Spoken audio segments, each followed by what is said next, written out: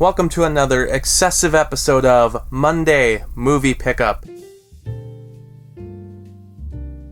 Alright, first up we have Mickey and Friends Volume 2. These are the, I believe they're not Disney Movie Club exclusives. I think when I got the first volume I was thinking it was only going to be available through the online store, but someone mentioned that they have seen them at the retailers are still selling Blu-rays anyway, which are starting to become less and less. But this one, from just reading the back, it contains the shorts Mr. Duck Steps Out, Winter Storage, Pluto's Party, Pluto and the Gopher, Mickey's Trailer, Pluto's Sweater, Boat Builders, Tugboat Mickey, The Band Concert, and Lonesome Ghost. Those last two I think a lot of people are very familiar with, and I believe they've actually been released on Blu-ray in the past, either with movies or as part of a different compilation of shorts, because I know some of these have appeared already on the Celebrating Mickey disc, and across some other Disney releases. But it's kind of nice that one of my wishes I made years ago about which movies should be released on Blu-ray from Disney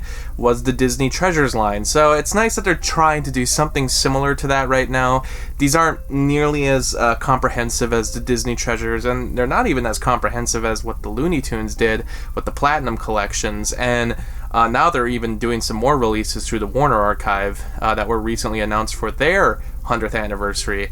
It's cool that Disney's doing something, but still, I think more than 10 shorts per disc, or per release anyway, would be better. Next we have Red Eye. Paramount presents release, so of course there's this insert that has the original poster. This is the often forgotten Wes Craven movie.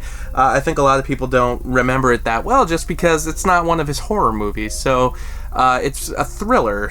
I do remember seeing trailers for this movie, but I never saw it. So this is their 39th release, and I've heard that their 40th release will be the original Nutty Professor with Jerry Lewis, so we will be watching out for that. Next we have Mark of the Vampire. This is yet another vampire movie with Bela Lugosi. This was released by Warner Brothers. This is a very short movie, but Warner Archive finally released it on Blu-ray, and with what I think is some of the worst disc art ever. Usually Warner Archive will just take the cover or the original poster and put it as the disc art, but this is a case where they really didn't try to format it for what it would look like on a disc at all. They just zoomed in on like this image here and they just put the name on top of it, so really ugly looking disc art on Warner Archive's part. But besides that, great that the movie is now available. This is after Thin Man. I own the first Thin Man movie. There were like 6 of these movies, I believe, in total. One of the earliest comedy series. This was actually all bought through the for $44 sale. I know, yeah, there's the disc art. Which, yeah, that's what Warner Archive usually does. It's the poster, and this one, it's formatted nicely. It's not just zooming. It's like if you were to just zoom in on her and the dog, but like cut out their faces. That's what they did with Mark of the Vampire. Attack of the 50-Foot Woman. I think more people are aware of this movie through the parodies that have been done. Most, like, specifically like Monsters vs. Aliens was a big tribute to this movie, amongst other sci-fi and horror-esque movies that came out in the 50s. But this is just a very short movie, actually. I was surprised to see that it's such a short movie. Then we have Time After Time. This is one that's actually been sitting in my Amazon list for years. This was at a time when I was looking up other time travel movies, since, you know, it's my favorite type of movie. I always love when they delve into time travel.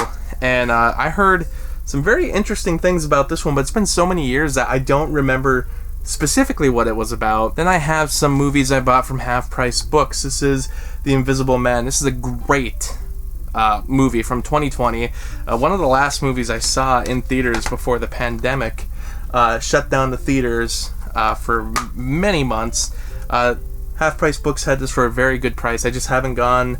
I haven't bought this movie yet, and you know, it's about time. It was one of my favorite movies from that year, and to me, this was a great way to set up, you know, how if they could really do the dark universe, you know, what The Mummy was originally trying to set up, the Tom Cruise Mummy movie. I think this one would have been a great starter for continuing that dark universe idea. And then you have Renfield, which is actually coming out. It came out this week. So I was thinking Universal could still do the Dark Universe if they want, and they wouldn't have to call it the Dark Universe, but just get the Universal monsters back and have them do the big monster mash. We have here the Green Hornet. This is very famous for being just a box office bomb of Seth Rogen's. This was one of his first big failures, and I've never seen it, but I've always heard, like, there's in a sense, a modern day cult following for this movie. A lot of people have better things to say about it than how the movie was ultimately received by critics and by audiences at the time. People say it's actually entertaining. It's not, it doesn't deserve all the hate that it's received. So, yeah, for a few dollars more, this is the Kino release. Kino went about releasing this. I believe they did a fistful of dollars as well, but I know for sure they did the good, the bad, and the ugly. They released all three of these. These were all part of the Man with No Name trilogy. It was a Blu-ray set released a few years ago that I actually own. But I saw this at Half Price Books, and I figured at some point I want to get that good, the bad, and the ugly from Kino. So I was like, I might as well try to get them all. And if this one's for such a good price at Half Price Books, might as well buy it. The Man from U.N.C.L.E. This is kind of the same issue as the Green Hornet, where a lot of money went towards it, but it didn't make its money back, but also has a bit of a cult following. A lot of people are saying it doesn't deserve the disregard it received from audiences and from critics. And of course, it also features Armie Hammer, so overall, it just has a lot of bad luck attached to it nowadays because of that. But Guy Ritchie, I'm not the biggest fan of his, but I like Henry Cavill all right. And some of his movies work for me. I really like that Aladdin movie. I didn't like that new movie he released. I can't even say the title. It's like Operation Fortune.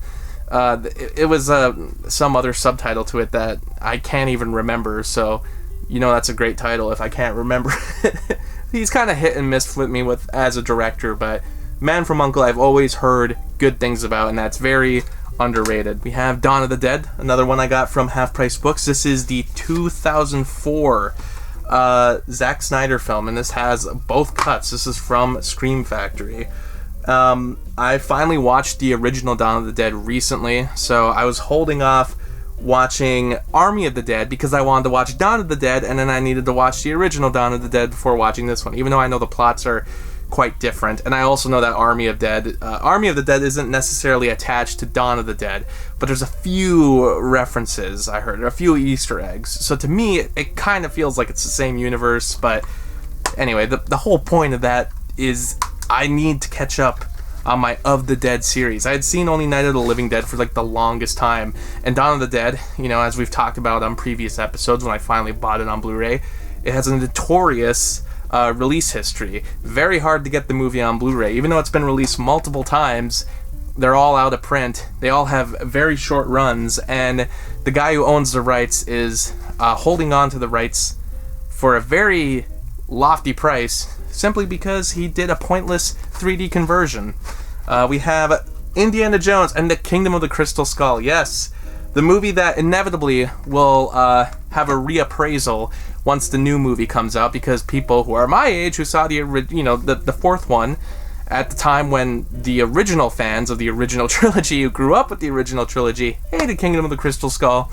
Well, we all watched it and didn't have any of that framing in our head. It's going to be the same issue that happened with the prequel trilogy to Star Wars. Sequel trilogy came out, everyone who grew up with the prequel trilogy didn't like the sequels, but suddenly the prequels got a reappraisal. I feel like that same thing's going to happen with this movie. Not to the same degree, just because Indiana Jones is not nearly as popular as Star Wars, but anyway, I guess the point is that I do kind of like Kingdom of the Crystal Skull. I had to get this released because I own the Complete Adventures set, which it very soon will not be the Complete Adventures. But it doesn't have the bonus disc that came just with this set. I've seen this pop up a few times at Half Price Books, and I've always skipped it because I didn't know if I really wanted to buy it just for the additional bonus features. But it came with this extra booklet. It was $10. I know some people will still think that was too much. I've been waiting for this one for a long time. This is Spiderman, the 67 collection. Yes, the 60s animated series where all of the memes nowadays come from. Comes with a booklet, comes with all of the episodes. This set goes usually for 70 to 80 to, I've seen it go as high as $100 online. An incredibly ridiculous price that I was never going to pay, even though I very much wish to have a complete Marvel collection, especially with the animated stuff, because they haven't done nearly as many animated movies and TV shows that DC has done. And I've actually been able to get a lot more of the DC stuff versus the Marvel stuff. A lot of their TV shows haven't received the proper home video release. But the 67 collection came out, I believe, in 2004. This has been out for years, but very long out of print. I finally saw the half-price books behind the glass, where all the expensive stuff goes. They slashed the price in half. It was going for $50. So I figured, whatever, I better finally buy it. This is the Lon Chaney Collection. This is from, this is an old release. It was called a TCM Archive, so it's not Warner Archive. I don't even know if Warner Archive existed yet, but this has some of his original movies. So it's got, as it says on the front, the Ace of Hearts, Laugh Clown Laugh, and The Unknown. But the biggest reason I wanted to get it, there's also the documentary Lon Chaney, A Thousand Faces, but it also comes with the London After Midnight recreation. So it's, of course, not the original movie. It's long lost, very famously lost, but it was recreated with some photos that do exist from the original production. So that was the biggest reason I wanted to get this. This is not yet released on Blu-ray. I do not know if there's a Blu-ray planned for the future. I don't know if there's been a restoration done on some of these older movies, but it would be very cool if they did it soon. It does go for a bit of a higher price online. Luckily, I went to a video store in Minneapolis. It's called Video Universe. I did some recording there, so a video is coming out soon, but that store is actually closing on May 1st. It was it's a video store that had like tons of DVDs and even a lot of VHS stuff. A very vast collection. One of the last video stores that I've ever seen, and much more closer to the type of video store I grew up with in my hometown, which was, you know, a lot more obscure titles collected over the years, and not quite the same as a Blockbuster model where they would sell off a lot of the older movies but bring in a lot of copies of newer movies. So there was a lot of stuff to find there, but a lot of it had been bought at that point, or a lot of the movies I already own, especially on Blu-ray, because they mostly had DVDs. The Irishman. This was one I wasn't rushing to get from Criterion Collection, but I would have to get it eventually, given that it is a Martin Scorsese movie, trying to get all of his movies eventually. And even then, like, I didn't love the movie. I really do need to rewatch it, but like everybody else, my biggest issue is the runtime. It is just a long movie to sit through. That was a very awesome video store, by the way. Video Universe. I know this is just a few days before it closes, but if you happen to be in the Minneapolis area, go check it out. Video Universe. It was great. And last but not least, from Half Price Books, this is Kidnapped. I've been wanting to get a Disco Vision artwork of a Laserdisc for a while. These are the very old Laserdiscs. According to the back, this is from 1978, so this was even like, I think, before they were commonly called Laserdiscs. This is just Disco Vision. This movie actually has a DVD release, but it's out of print. It's not available through Disney Movie Club anymore, I believe. I tried checking and I couldn't see it pop up. This is one of those obscure Disney titles. I mean, they released like 1 million movies between the 1950s and the 1980s, but this is just one of them. But I was thinking, I don't know if I want my like purchase of a DiscoVision to be this, but as I've said in the past, I try to avoid Laserdisc unless it's a movie I absolutely love, or if it's primarily only available on that format. Now, there is a DVD for this movie, but it's a very high price. In fact, this Laserdisc, which I got for $3, is very pricey on eBay, just compared to $3. I think it's more in like the $20 to $30 range, maybe even more than that. Can't get it on DVD, and probably never will, and that's the only way you can see it. It's not on Disney+. Plus, I finally get that DiscoVision artwork, and there's the back, along with Mickey at the top there, spinning around like it's a record player, but it's actually a Laserdisc player below him. And that's everything. I actually have more stuff coming. There's more sales being done. I did the Kino sale. I bought some stuff from a friend. You will see all of that next. Oh, and some box sets. So watch out for that next week.